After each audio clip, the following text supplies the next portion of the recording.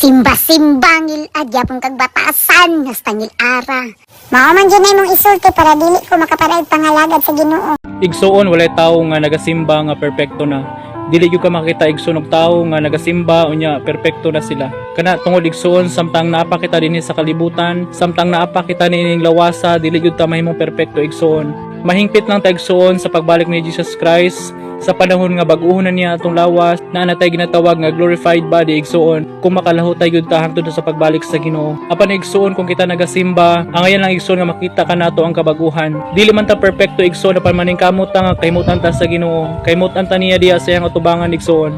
Padayon lang ta igsuon sa pag-alagad sa Ginoo tungod kay giingon igsuon sa Roma chapter 3 verse 24, apan pinaagi sa grasya nga gigasa sa Dios ngadto kanila, mahimo silang matarong pinaagi kang Kristo Jesus nga nagluwas kanila.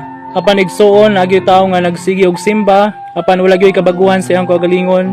Mao na kanang ingon ni Kristo igsuon nga mabasa nato din sa Mateo chapter 7 verse 21. Dili ang tanan nga magtawag kanako Ginoo, Ginoo, makasulod sa gingharian sa langit, kundili kadto lamang magtuman sa kubuton sa akong amahan nga atua sa langit. Jesus loves you igsuon.